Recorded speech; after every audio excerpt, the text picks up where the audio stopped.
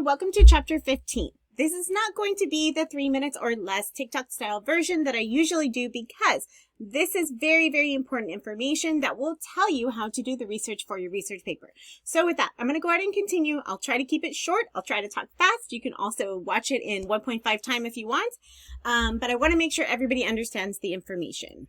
So, as several sources suggest, research as conversation. I love this about this book because it talks about research as you joining that larger conversation. And that's good because then you don't feel like you have to come up with a brand new idea about everything yourself, right? Let's see. So, a research paper is not just a data dump. So you aren't just giving me a bunch of information and throwing it into your paper. That is not a paper, right? And I think a lot of students are so concerned about filling out all of the pages that they think that's the way to write a research paper. And it is not. It doesn't make a good research paper. It's not interesting.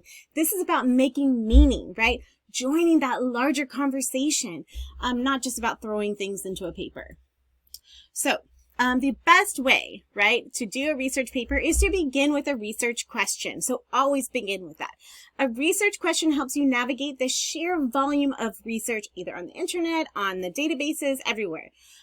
Use a question that follows your personal interests and agenda. So this is very similar to what we were doing with the summary. Where you plan on going with your essay or where you think you want to lead, that's where you start with your question, knowing full well that sometimes your question is going to change multiple times. The question should also be open-ended, should be something that you can really query, right, an inquiry. There are some excellent templates in the book. Try a couple of them, right? Try a couple of those and get that kind of as your idea for how you're going to proceed with your paper. So I put a little thing down here just to kind of show you guys a good research question is something that you revise, you refine, and something you radically alter as you work with sources and better identify the unifying issues you're concerned with. So it will not stay the same. It's going to change as you go, and that's okay. That's how it should be. So here's two examples that I put together. What should we do about X? Should we blank it as so-and-so urges, or should we blank as so-and-so urges? And so I did this on Adler and Moore. What should we do about plastic pollution? Should we use it carefully as Adler suggests or urges, or ban it completely as Charles J. Moore argues? Now you have somewhere to go, right? In your research, you can talk about using plastic carefully and banning plastic completely, and look at those two things and start your research there. Here's the second one. Is X as harmful as blank insists, or does it have benefits as so-and-so claims, right? Is plastic as harmful as Charles J. Moore insists, or does it have benefits as Ben Adler urges? And so this would tweak your question just a little bit. It would be slightly different, but you still would be researching similar topics, okay? All right, how not to get overwhelmed. I think this is what happens most of the time for students is that they start to panic. They're like, there's so much information, I can't deal with this. So how do you manage that amount of resources, that much information? Well, it's hard, even for me, right? A research question is one of the things you can use, and a narrowed topic. A lot of students are really afraid you're not going to be able to fill out all of the pages, right? 7 pages. But actually, a very broad, huge topic is harder to do because you have so much information that it's difficult to sort through, synthesize that information, okay? So try to kind of narrow down your topic first. Know that you can't read everything. You can't. There's just no way to do that. So how do you know what to read? Read abstracts. That is the most relevant, right? Figure out what are the most relevant things and read just those little summaries first to determine whether or not you're going to need it. Also, start out with something kind of general, like issues and controversies. It's in the databases. You have to actually go from the A to Z databases, and I'll show you guys how to do this later. But you go from the A to Z databases, choose issues and controversies, opposing viewpoints, or what's the third one? CQ Researcher. And they have overall ideas. They kind of have this larger paper. You can get an idea of all the issues underneath your larger topic, and then you're going to know how to narrow it down.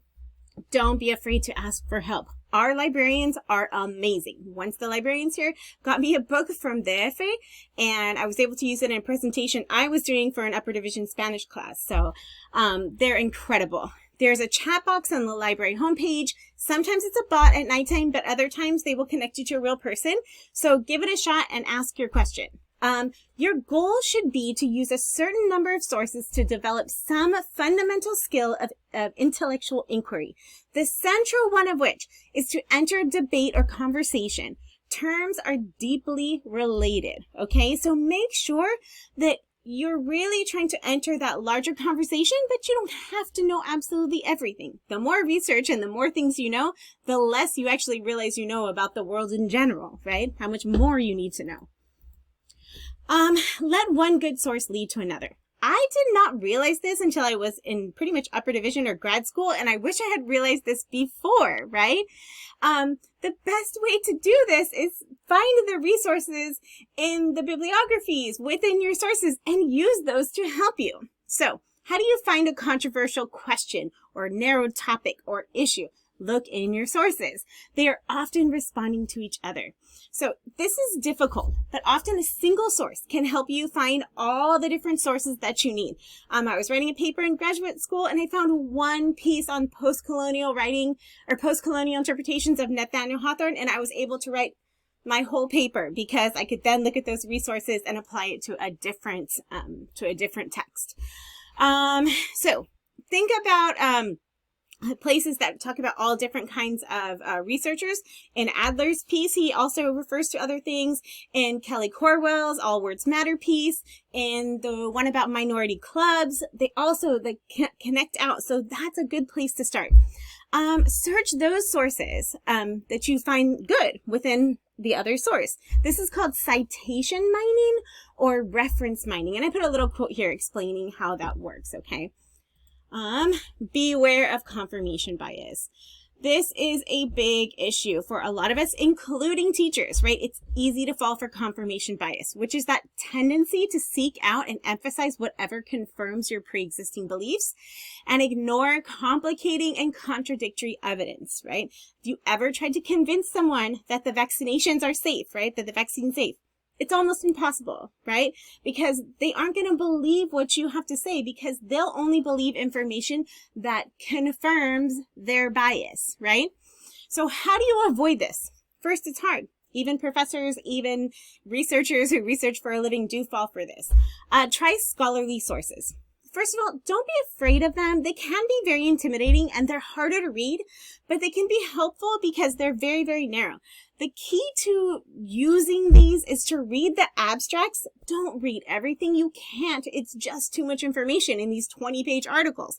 But sometimes you can get a lot of really good data, a lot of good ideas. If you just kind of read that abstract, and then you can decide whether or not you want to go through all of that longer paper.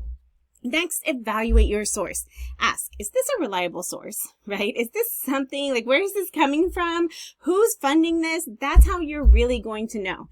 Lastly, don't limit yourself to scholarly sources either. There are excellent articles in New York Times, Wall Street Journal, The Atlantic, even Politico, sometimes BuzzFeed, all over the place, Los Angeles Times. They're all good. They're just not peer reviewed, which means that they're not reviewed by a group of people who are experts in the area. So a lot of times you can find things that are incorrect, but in general, these are excellent sources that will give you good ideas. How else can you avoid bias? Pretend to be a fact checker. When I was in college, I was a fact checker for a magazine called OC Weekly, which was LA Weekly's sister paper. And this took a lot of work. It was amazing the things you had to fact check. So always search for websites' funding, credibility, and bias, something that we always learned. Who's behind this particular thing? We always would look when I was doing research for the paper. You always have to go back and figure out, follow the money, right? Who's paying for this? Look at Wikipedia. I know people say Wikipedia is not a good source. It's not a good source for your actual paper.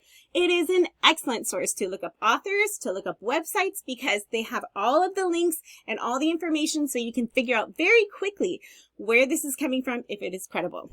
Cross-check any claims for support.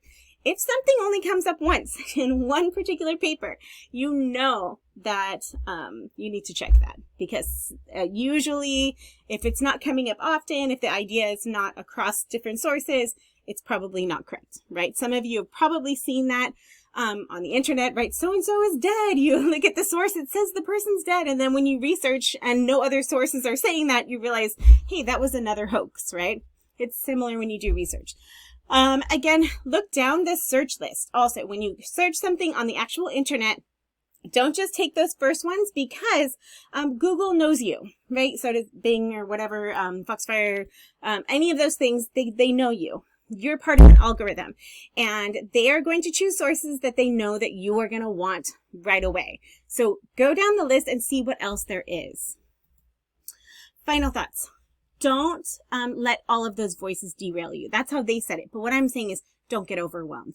There's going to be so much research, and it's actually even worse than when I was younger. A lot of things weren't online. So when you went online to search, you kind of stuck with the ones that you had and that were the major newspapers, journals, etc., that were already online.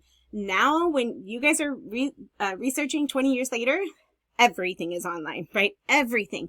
And it is very difficult. So you've just got to go step by step, get that research question, get that narrow topic, and then keep jumping off. Look at the papers, look at the summaries, look at the abstracts. That's how you're going to be able to handle all of that information. But how do you stay focused when you have to sort through and synthesize so much information? Make connections. Sort of like how I said, if something's only happening in one article and not in other ones, fine now. Try to make some connections, right? Use the same ideas and the same words. Organize your sources.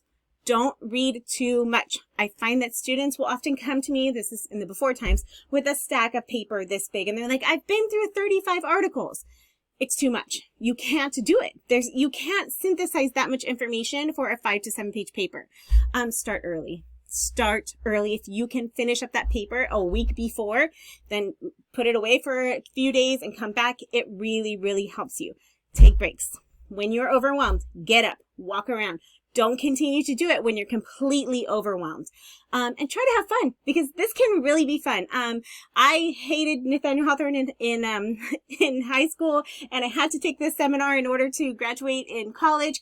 And I actually found it exceedingly fun to do the research, because I was able to look at the readings that I was doing through a lens that I found interesting, right? I was doing post-colonialism and more like a focus on racism and how Westerners had put their lens on a lot of Native Americans, like in that particular text that I was reading.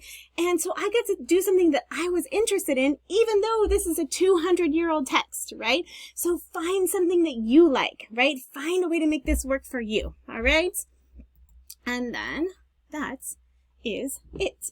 With that, I wish you guys the very, very best. If you wanted to watch this video quickly, that's fine. If you need to slow it down, that's fine too. And if you have any questions, comments, concerns, please let me know, and I will see you online.